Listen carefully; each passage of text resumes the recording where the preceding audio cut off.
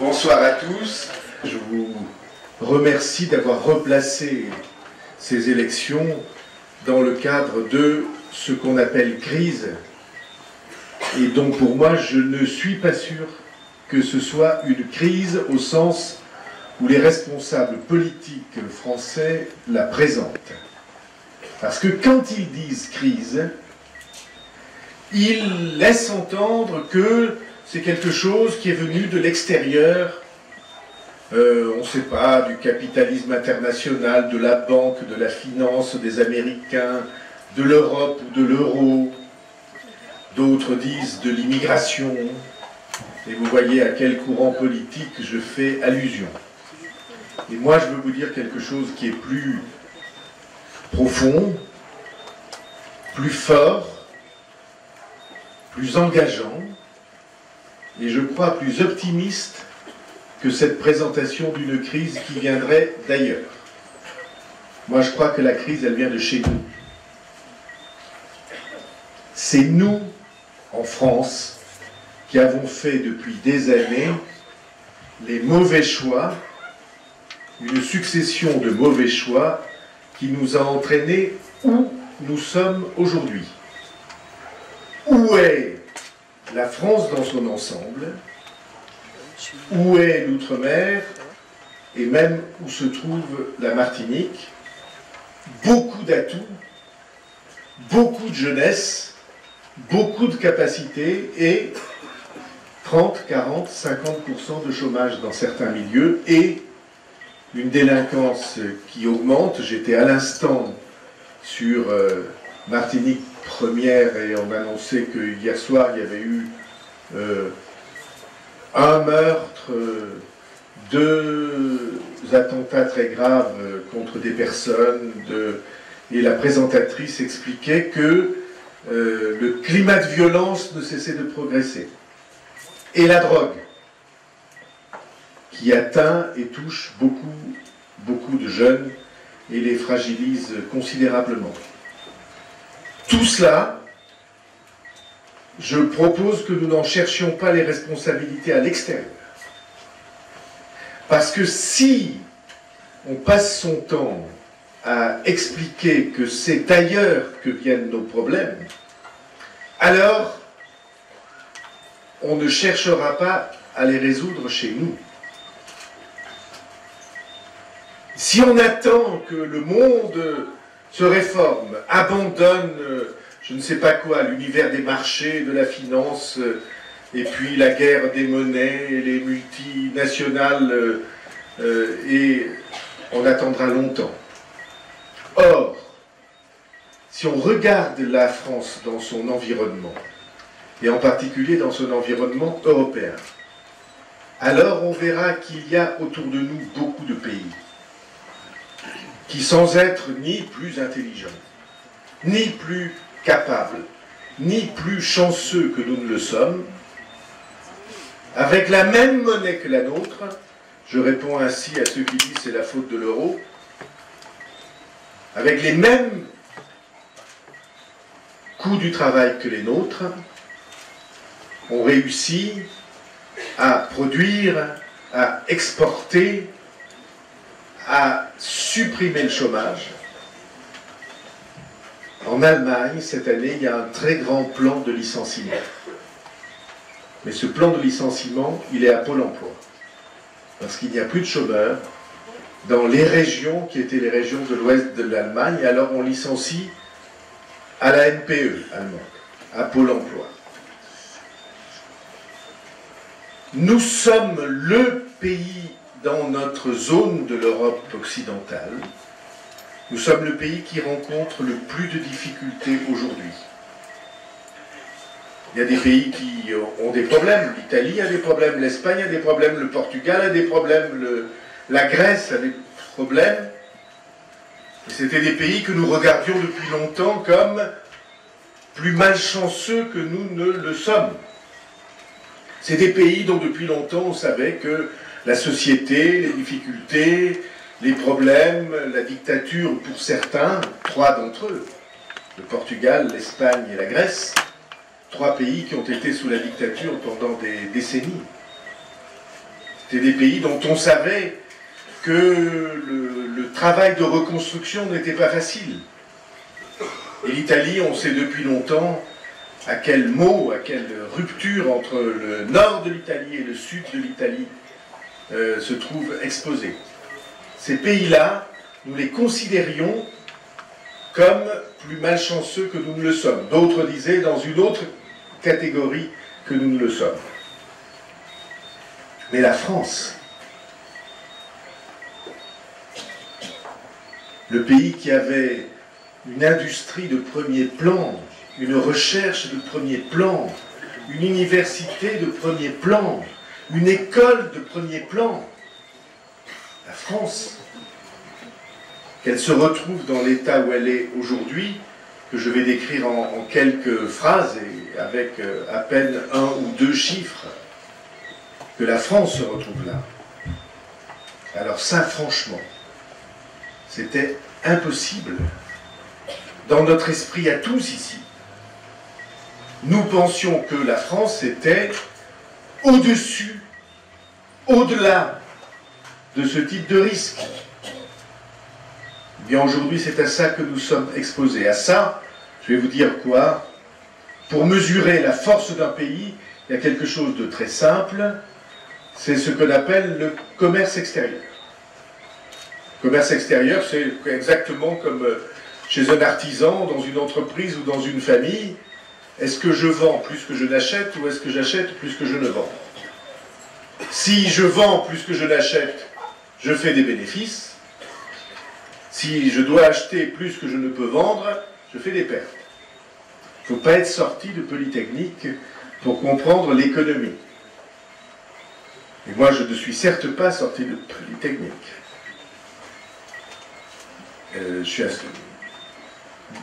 J'ai une fille polytechnicienne, j'en suis très fier, mais moi... Eh bien, la France, cette année 2011, après avoir été excédentaire pendant des décennies, la France, en cette année 2011, elle est déficitaire dans son commerce extérieur de 70 milliards. Alors 70 milliards, c'est un chiffre qui passe vite. Quand on l'exprime, ça va bien. Ça entre par une oreille, ça sort par l'autre. Moi, je veux vous dire ce que c'est 70 milliards. Je suis le créateur, le président, le seul adhérent d'une association, pour moi très importante, qui est l'Association pour la défense du calcul mental en France. Et j'ajoute quelquefois, et pour la mise en prison pendant quelques semaines, des gens qui ont accepté que le calcul mental disparaisse des écoles. Parce que il y a peu de Français qui savent que 70 milliards, c'est 70 000 millions d'euros. 70 000 millions d'euros. Eh bien, 70 000 millions d'euros, qui est un chiffre astronomique, il y a tellement de zéros qu'on n'arrive même pas à se représenter ce que ça peut faire sur la feuille de papier. Il y a un autre moyen de savoir ce que ça représente. 70 milliards, c'est l'équivalent du salaire annuel avec les charges de 3 millions de travailleurs français. Ça veut dire que nous prenons dans les ressources de notre pays 3 millions d'emplois que nous allons apporter aux pays qui nous entourent. Et pas seulement, comme on le dit, à la Chine ou à l'Inde. C'est assez peu finalement la Chine et l'Inde par rapport à ça. Mais les pays qui nous entourent en Europe, à l'Allemagne, aux Pays-Bas, à la Belgique, à l'Italie, et même depuis récemment à l'Espagne, tout pays avec qui nous sommes, nous, Français, déficitaires. Eh bien, je veux vous dire ceci pour qu'on le comprenne bien, parce que ça a évidemment des conséquences très graves outre-mer. Ce n'est pas une réalité métropolitaine. On peut même dire que les difficultés que la métropole rencontre, elles se rencontrent encore accentuées outre-mer. Lorsque la métropole va mal, l'outre-mer est encore plus atteint.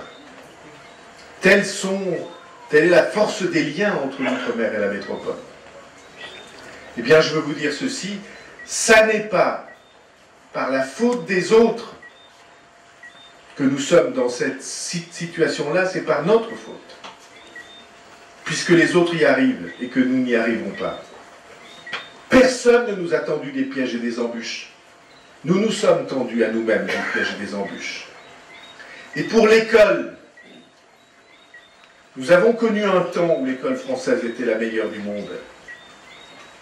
Nous avons connu le temps, Jean-Louis, où l'université de Bordeaux, le lycée Montaigne à Bordeaux, accueillait des étudiants qui venaient de toutes les latitudes, avec l'impression que là, on pouvait faire les meilleures études, que là, si on travaillait bien, on serait reconnu. Et c'est là où j'ai évidemment rencontré, comme jeune étudiant, beaucoup de jeunes Antillais, et des plus brillants. Et donc, nous avons connu le temps où l'école était la meilleure du monde.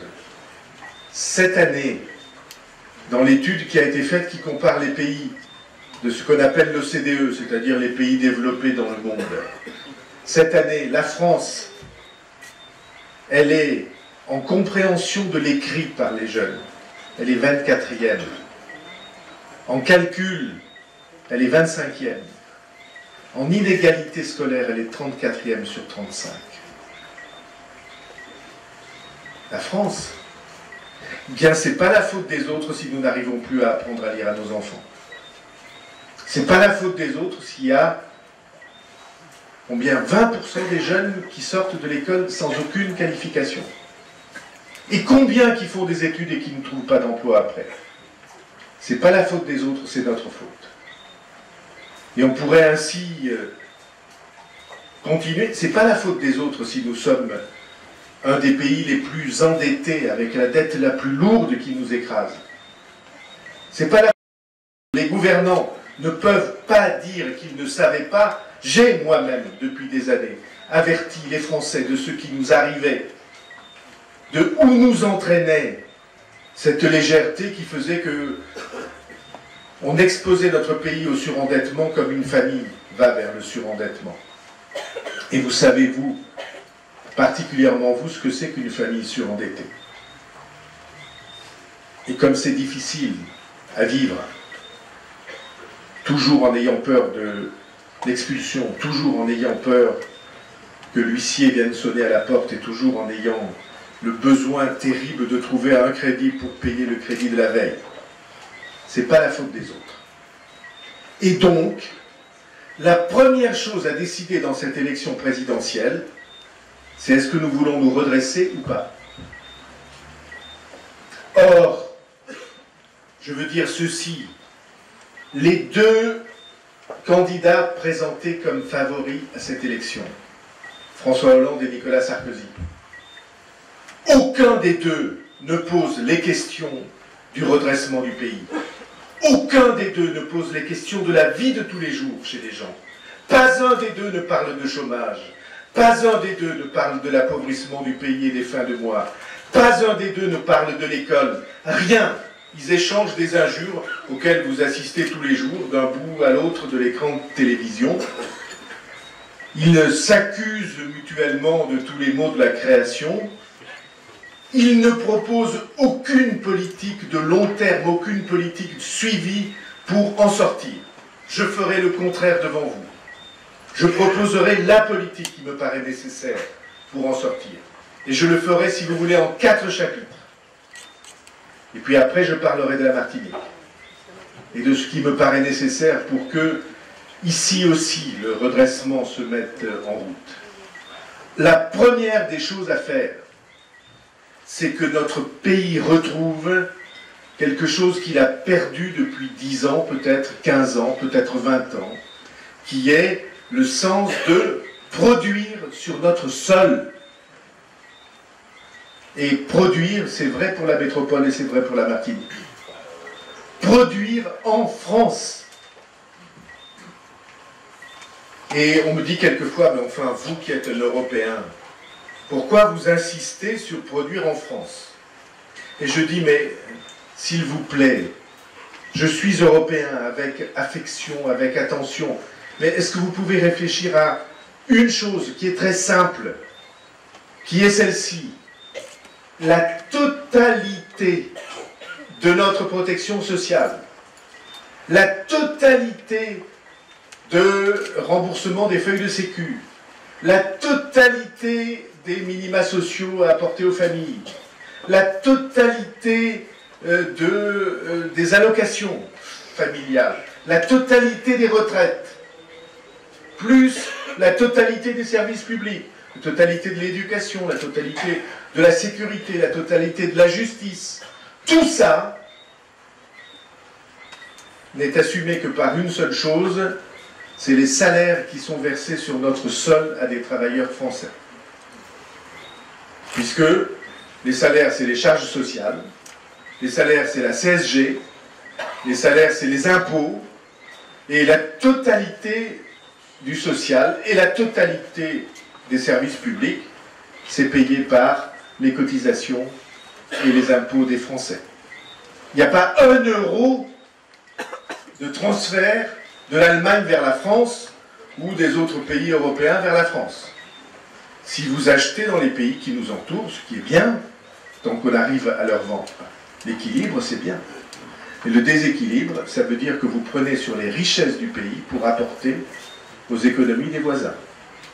Si vous n'avez pas de travail sur notre sol, vous ne pourrez plus défendre le modèle social qui est le nôtre. Ça concerne la Martinique, ce que je raconte. Hein.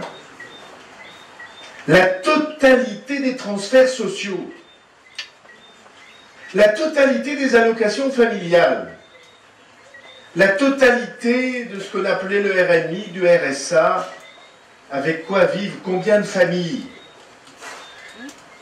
c'est payé par le travail des Français en France. Et si donc on est assez stupide pour considérer que c'est pas grave qu'il n'y ait pas de travail en France si on peut acheter les choses à l'extérieur, alors vous sciez à la base le pacte social et le pacte républicain des Français. Et vous n'aurez plus d'argent pour payer le transfert social.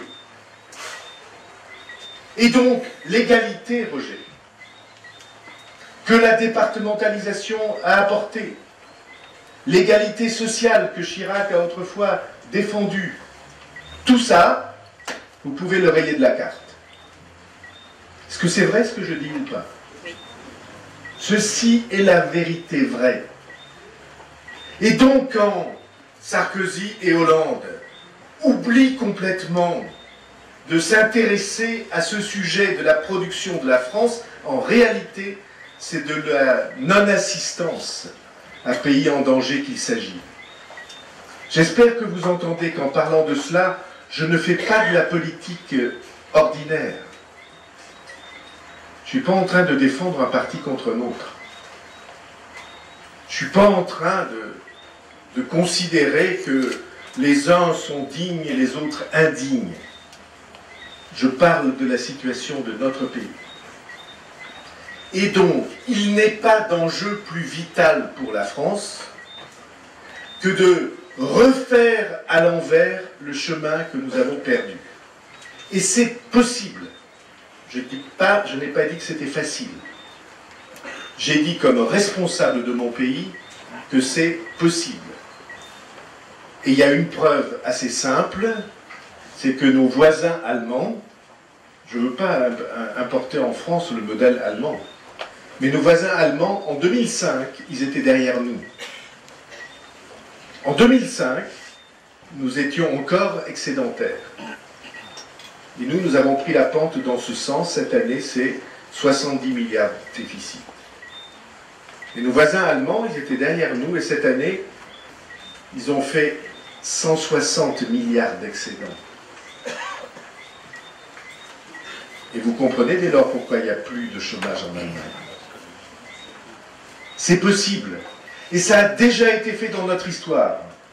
Parce qu'en 1958, la France était exactement, après tout c'est pas si loin, un certain nombre d'entre nous étions nés.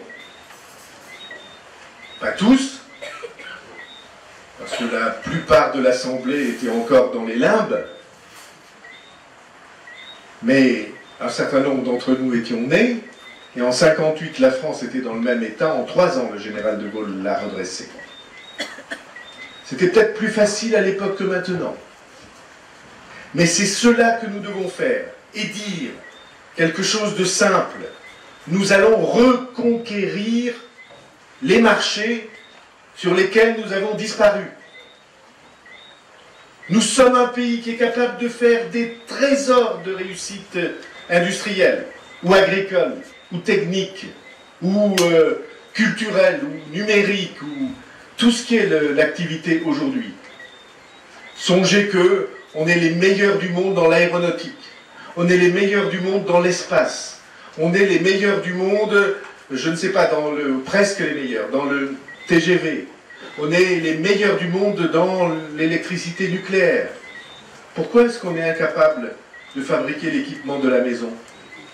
Pourquoi on est incapable de fabriquer l'électroménager avec lequel on vit? Pourquoi est-ce qu'on a perdu la totalité, ça c'est pas que nous, c'est les Européens, la totalité de la production des écrans plats?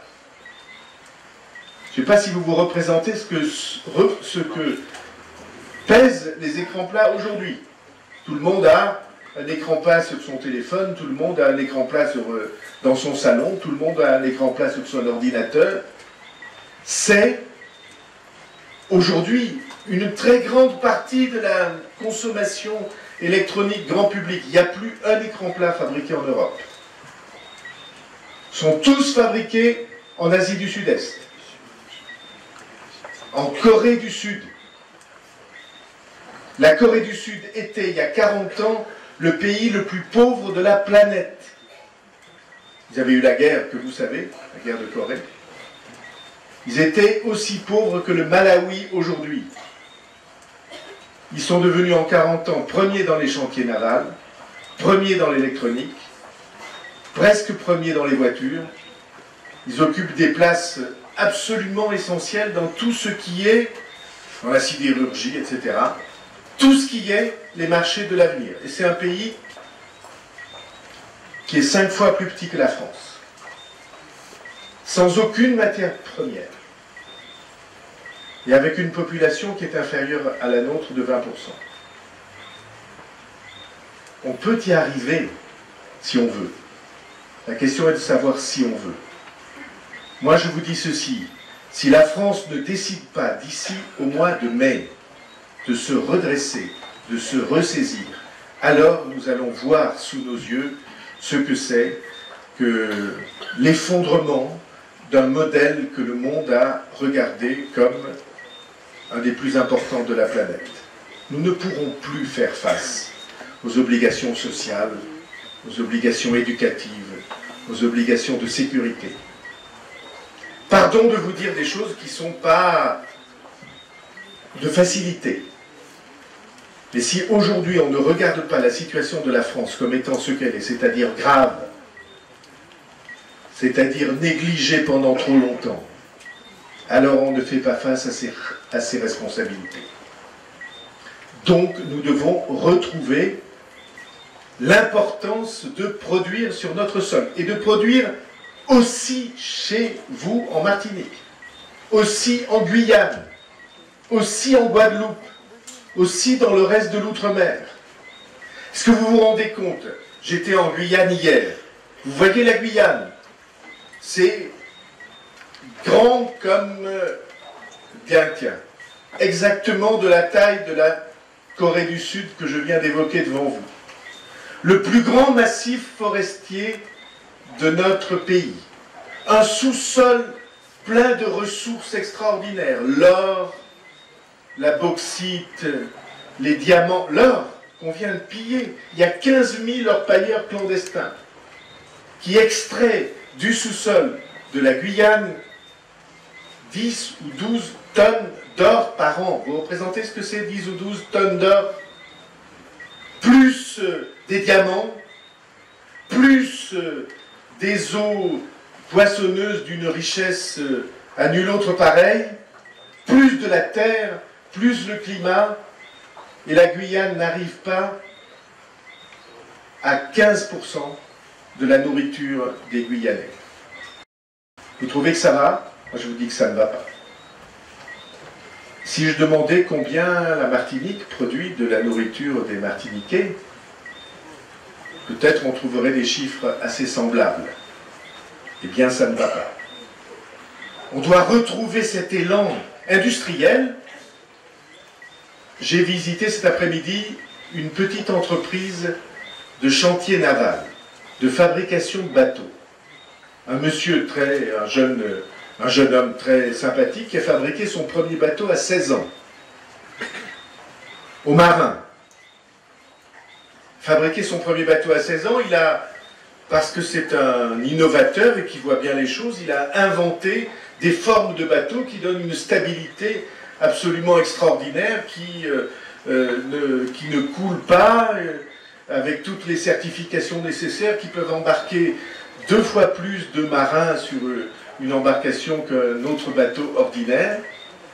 Et il aurait de quoi produire, il aurait des commandes pour produire presque autant de bateaux. Il pourrait vendre 3 bateaux par mois. Mais il se trouve que l'humidité dans l'air fait qu'il ne peut pas utiliser la résine pour fabriquer les bateaux tous les jours, et même qu'il ne peut le faire qu'une partie trop rare du temps. Il faudrait construire un hangar avec un assécheur d'air, une climatisation, de manière qu'il puisse fabriquer ces bateaux tous les jours. Il pourrait les exporter, faire de la richesse et créer de l'emploi. Je dis que là, nous avons des priorités à soutenir pour notre production sur notre sol. Et que là, on a une chance de s'en sortir. En aidant les petites et moyennes entreprises et les grandes entreprises, parce que je ne fais pas de différence entre grands, petits et moyens, s'agissant de la création d'emplois sur notre sol. On a besoin de boulot, on a besoin d'exporter, on a besoin de vendre, on a besoin de richesse. Et je trouve que ça mérite que tous les efforts de la collectivité, de l'État, les collectivités locales soient regroupés en ce sens. Qu'est-ce qui me frappe quand je pense à l'outre-mer s'agissant de l'économie? Bon, je vais vous dire ce qui me frappe. Ce qui me frappe, c'est qu'il n'y a pas de plan de long terme. Max Orville me rappelait que la loi sur l'outre-mer, depuis 1986, elle a changé tous les 2 ans. 1986, 1996, 2006, il y a 25 ou 26 ans, ça doit faire 12 lois, si je compte bien. Et dans toutes ces lois, il n'y a pas eu une seule loi, plan de long terme pour l'économie, pour soutenir l'économie de l'outre-mer, région par région et île par île. Je dis qu'il faut que nous changions cette manière de gouverner. Il faut que nous intégrions le moyen terme et le long terme. Il faut qu'on dise tous ensemble, et c'est ce que je proposerai, il faut qu'on dise tous ensemble, on va faire un plan à 5 ans, à 10 ans et à 20 ans. On va dire tous ensemble,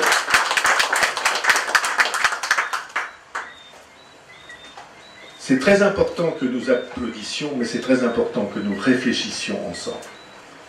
J'ai volontairement choisi ce soir la réflexion pour que nous sachions où nous allons.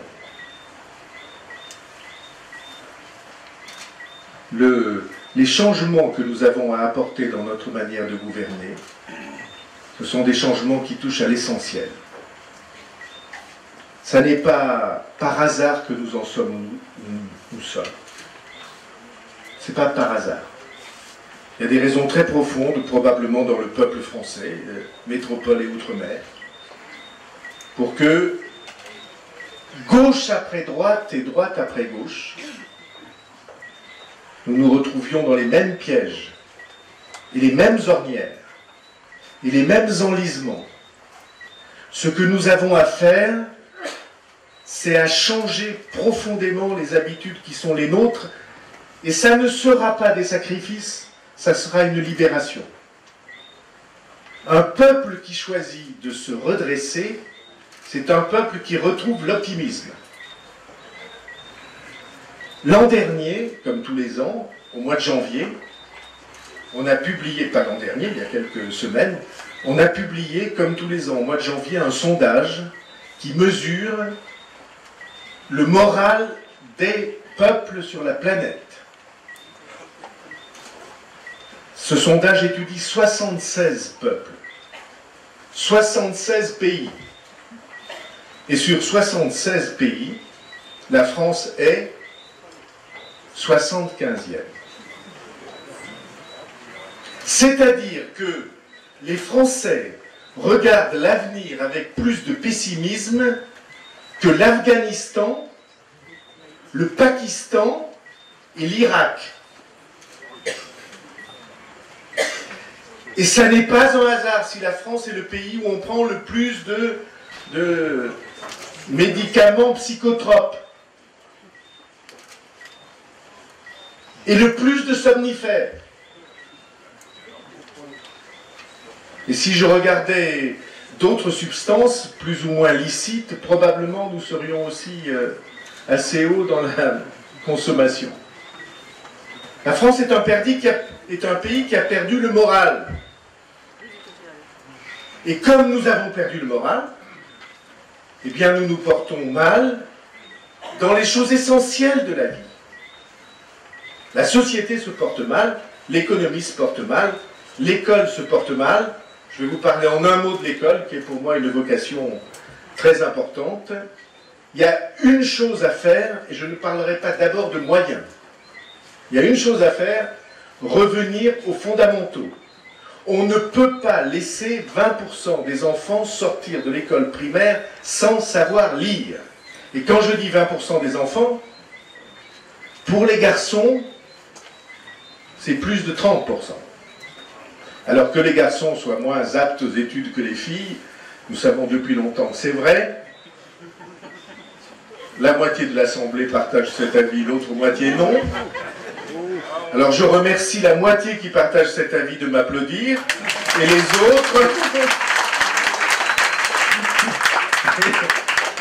autres, je leur donne la permission de protester. Mais enfin, c'est vrai que les garçons ont plus de problèmes au sortir de l'école primaire que les filles. Eh bien, c'est impossible que nous laissions cette situation continuer. C'est pourquoi je dis, il faut qu'à l'école primaire, nous consacrions la moitié du temps scolaire à la lecture, à l'écriture et à la langue française. Et je ne fais pas de différence entre les trois. Parce qu'il y a la langue écrite et il y a aussi l'expression.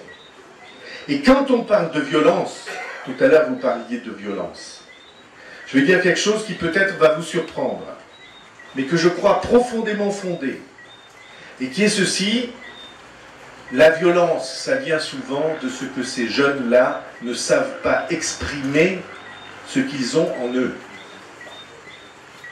Quand on peut dire sa colère, ou c'est sa mauvaise humeur, ou ses rejets, ou... quand on peut l'exprimer, ça passe. Si on ne peut pas l'exprimer, il ne reste que les coups. Et je crois que Césaire a dit profondément des choses très importantes de ce point de vue-là. Il a souvent expliqué combien le chemin de la langue, c'était le chemin de la liberté. Combien le chemin de la langue, c'était le chemin de la rencontre de l'autre, de la main qui se tend. Et donc je suis heureux de cela. Je veux dire au passage une chose. On m'a fait des procès qui étaient alors absolument injustes sur la place de Césaire dans les études scolaires en France. Je veux dire ceci en Martinique. Il n'y a qu'un seul ministre de l'Éducation sous la responsabilité duquel Aimé Césaire a été au programme du bac. Un. Et personne depuis n'a pris la même décision. Eh bien, si je suis élu président de la République française, je proposerai au ministre de l'Éducation que Aimé Césaire soit dans le prochain programme du baccalauréat et qu'il retrouve la place que je considère lui être due dans la formation des esprits des jeunes Français.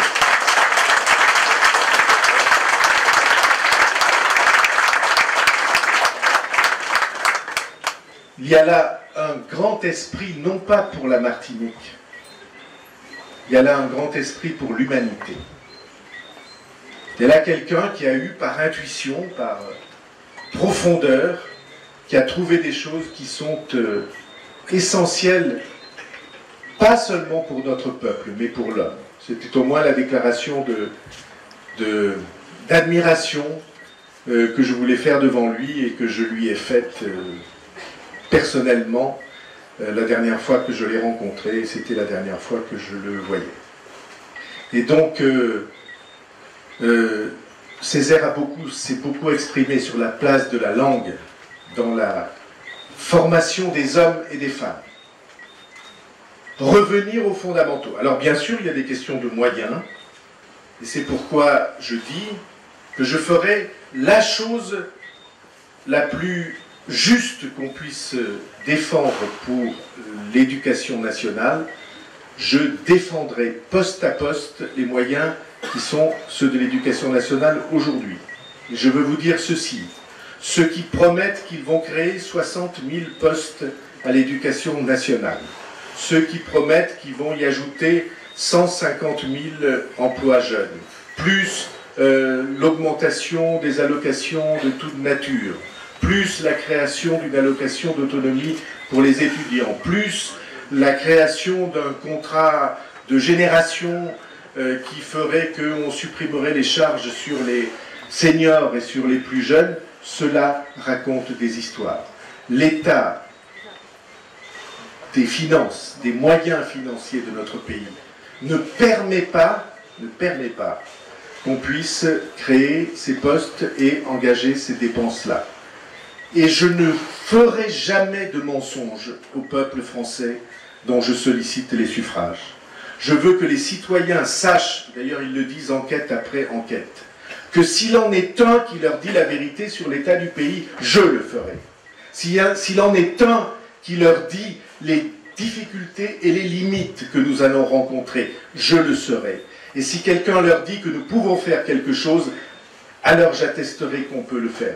Je ne mentirai pas aux Français, on leur a trop menti depuis des décennies.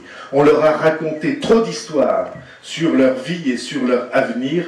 Ils en sont aujourd'hui profondément désabusés. Eh bien, je veux combattre ce découragement et reconstruire l'espoir pour les Français par le seul chemin qui vaille, en leur disant la vérité.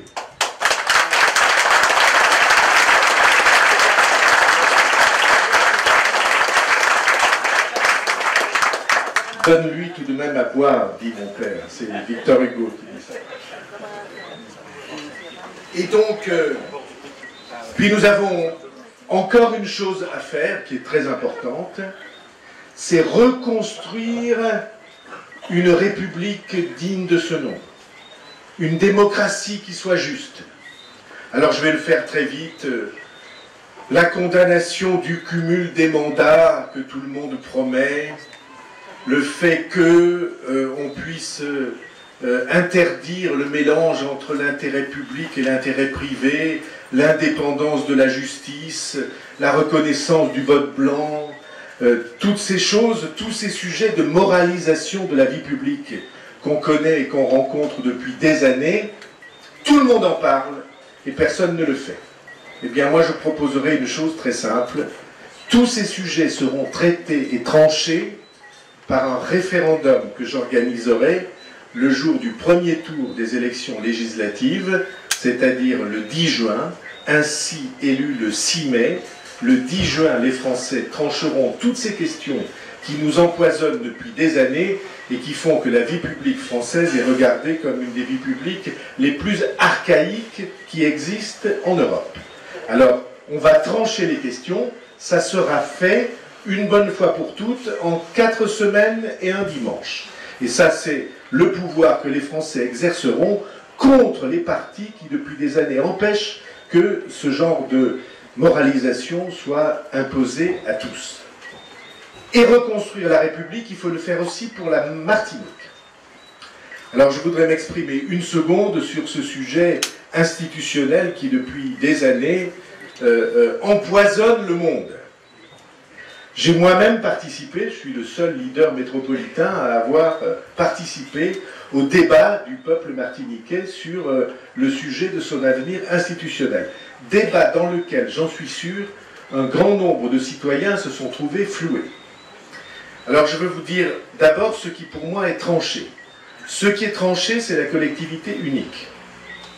Et de ce point de vue-là, je pense que c'est positif, favorable, risqué, parce que qui dit collectivité unique dit pouvoir unique.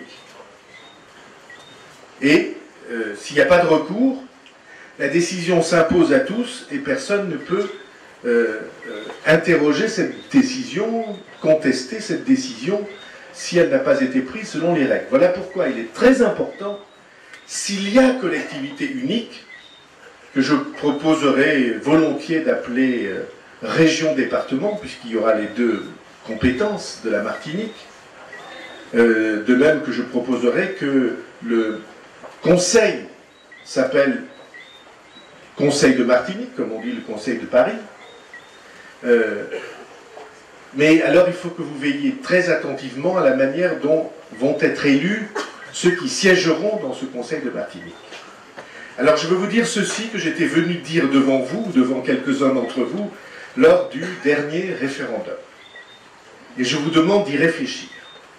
La loi telle qu'elle est arrêtée aujourd'hui fait qu'un grand nombre d'entre vous n'auront pas les élus de leur commune ou de leur coin de Martinique au sein du prochain conseil.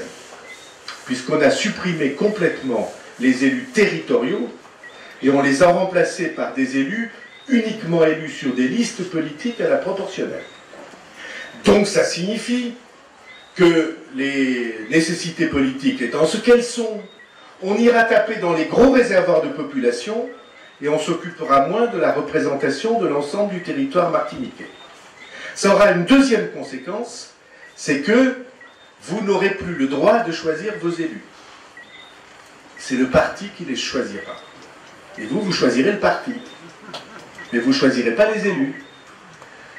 Et le seul scrutin qui permette à la fois de représenter les territoires et de vous donner le droit de choisir les élus, femmes ou hommes, étiquetés ou pas étiquetés, en fonction de la confiance que vous leur faites, c'est qu'il y ait une partie du Conseil de Martinique qui soit élue en respectant les territoires. Élue individuellement, sur son visage et sur son nom, choisi par les citoyens.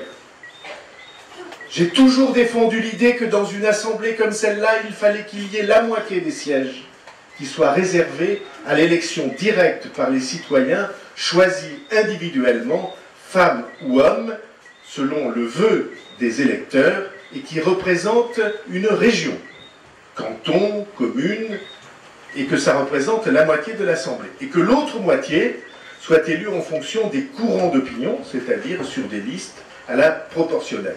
Et ainsi, vous aurez l'équilibre entre la juste représentation des territoires, le pouvoir des citoyens de choisir leurs élus et la représentation des courants d'opinion. Il n'y a rien de plus juste que cette nouvelle loi électorale. J'ai tout à fait conscience que beaucoup de citoyens en métropole et outre-mer considèrent que ces questions de loi électorale sont des questions très compliquées, qu'on n'y comprend rien et qu'après tout, pourquoi s'intéresser à ce sujet? C'est de votre pouvoir qu'il s'agit. Vous, chacun d'entre vous, la question est de savoir si les élus vous représentent ou s'ils représentent leur parti. Et ça n'est pas du tout la même chose que les élus représentent les citoyens ou qu'ils représentent leur parti. Ça n'est pas du tout la même chose que vous connaissiez individuellement ceux qui siègent ou que vous ne les connaissiez que sur des listes. Parce que dans un cas, vous pouvez aller leur demander des comptes et leur demander qu'ils vous aident, et dans l'autre cas, ce n'est pas vous qui les aurez choisis, c'est le parti qu'ils représentent. Ceci est votre pouvoir. C'est votre recours dont il s'agit. Votre possibilité d'aller saisir quelqu'un, comme vous pouvez aller saisir le maire ou le conseiller général aujourd'hui. Et je suis persuadé, je ne sais pas ce qu'il en est en Martinique, mais en tout cas en métropole, les élus régionaux élus sur des listes, on les connaît infiniment moins bien que les élus qu'on a choisis individuellement. Je ne sais pas si c'est le cas chez vous, mais c'est le cas chez nous sans aucune discussion. On connaît beaucoup mieux le maire qu'on a élu, le conseiller général qu'on a élu, que le conseiller régional qui a été proposé une fois sur la liste des partis. Même moi qui suis vraiment engagé dans la vie politique de mon département, là-bas, lointain, dans les Pyrénées, je dois vous avouer que sur les 17 conseillers régionaux du département, je ne suis pas sûr que je pourrais en énumérer 4 ou 5. Parce que on ne les a pas élus. On a mis un bulletin sur lequel leur nom figurait à la 5e, 6e ou 8e place, mais personne ne se souvient de qui ils étaient. Et c'est la raison pour laquelle je m'engage, si je suis élu président de la République, à remettre sur le chantier, non pas la question de la collectivité unique, mais la manière dont les élus de la collectivité unique seront choisis pour qu'ils vous représentent, et pas que les partis aient la totalité des pouvoirs, et qu'un parti ait la totalité du pouvoir en Martinique.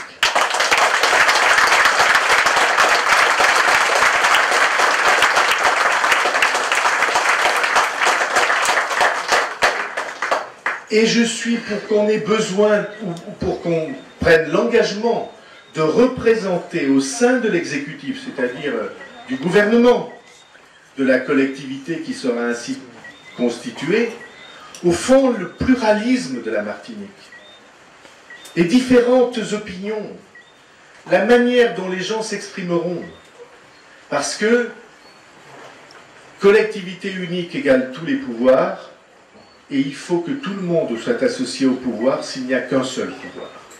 Il faut que tout le monde puisse être informé, puisse demander des comptes, puisse représenter ses concitoyens dans les choix si difficiles que l'avenir va faire. Alors, peut-être serais-je mal vu d'une partie de la classe politique martiniquaise. Mais ce qui compte pour moi, c'est une seule chose. C'est l'intérêt des citoyens martiniquais. C'est le plus urgent besoin qu'ils ont de participer à leur avenir. Et précisément de participer à leur avenir sur le sujet que j'évoquais au début, le plan qu'il va falloir écrire tous ensemble pour qu'on se fixe des objectifs pour les 5 ans, les 10 ans, les 20 ans qui viennent pour la Martinique, comme il faudra le faire pour la Guadeloupe, comme il faudra le faire pour la Guyane, comme il faudra le faire pour la Réunion et pour les autres collectivités de l'outre-mer français. On a besoin de se mettre ensemble autour de la table pour dire ce que nous allons faire de cette outre-mer, qui est une chance que tout le monde chante sur tous les tons dans les mots, mais que moi, que je veux défendre et inscrire dans la réalité.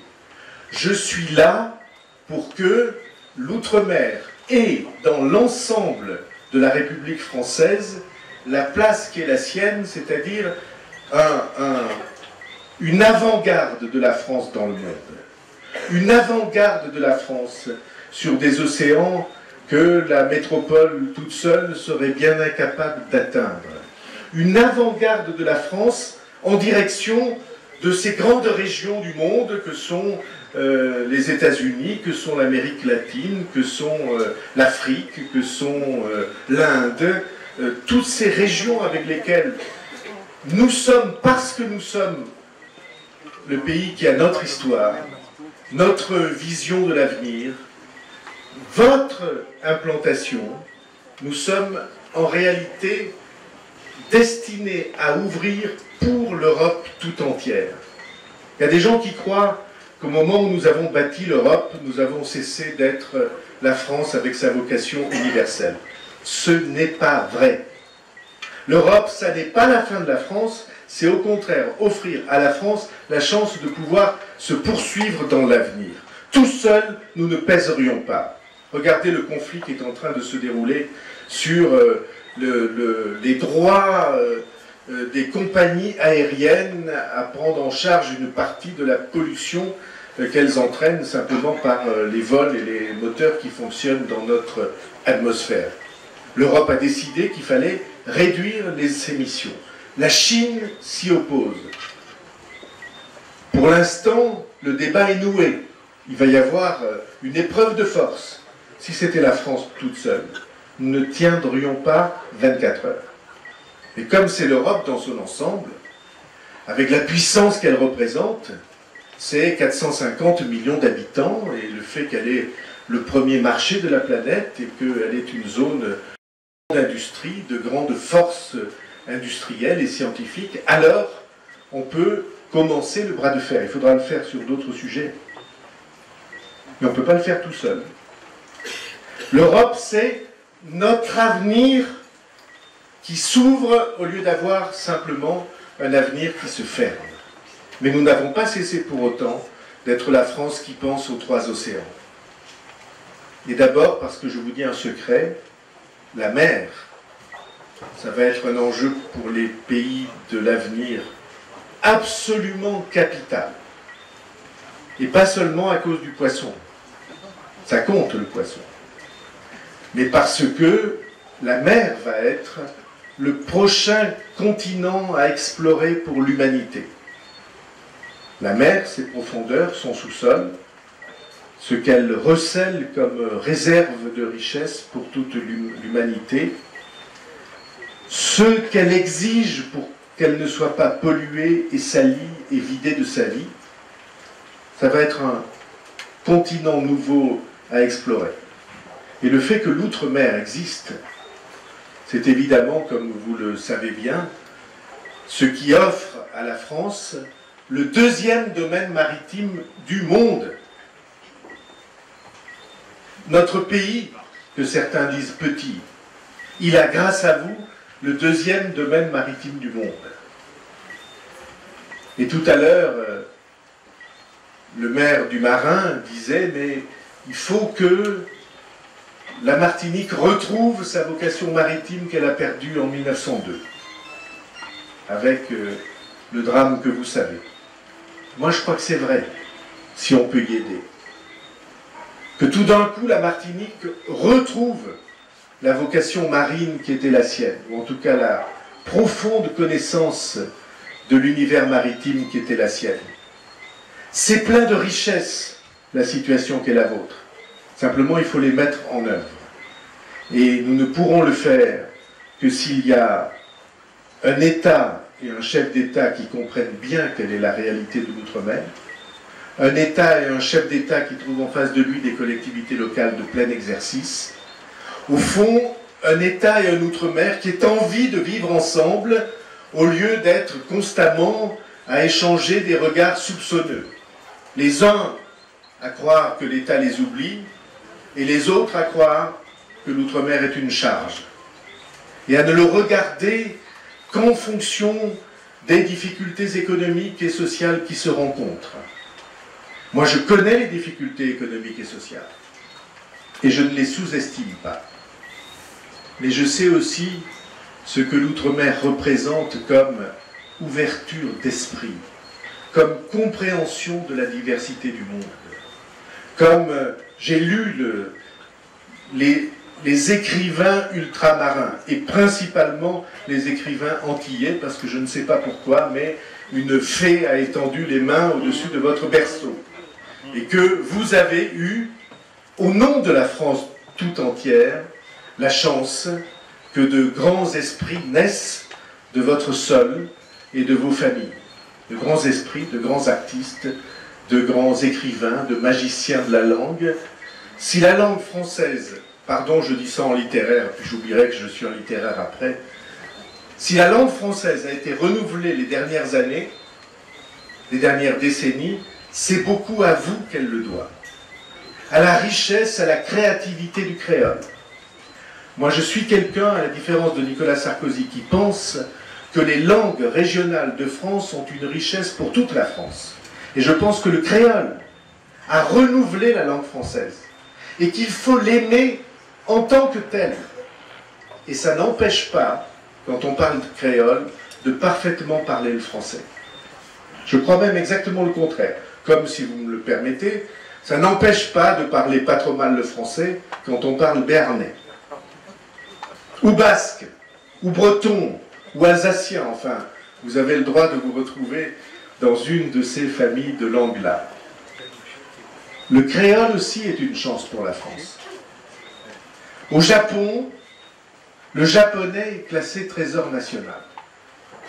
Moi, j'aimerais que le français et les langues de France soient classés aussi trésor national. Et qu'on en soit fier, comme quelque chose qui a permis de renouveler une manière de penser, une manière de s'exprimer. Vous savez très bien qu'on ne pense pas de la même manière en créole qu'on parle en français, qu'on pense en français. En tout cas, chez nous, en Béarn, on ne pense pas de la même manière en béarnais qu'on pense en français. Je ne vous dirai pas dans quelle des deux langues on pense le mieux. Tout ça se discute, et après tout, des goûts et des couleurs, on peut discuter. Et c'est pour dire que nous avons, grâce à vous, plein de richesses entre les mains. Ces richesses-là, je propose qu'on vous les rende, ou je propose plus exactement que nous fassions en sorte que l'outre-mer et la métropole ensemble rendent ces richesses à l'ensemble des citoyens français. Je vous remercie de votre présence et de votre attention chaleureuse.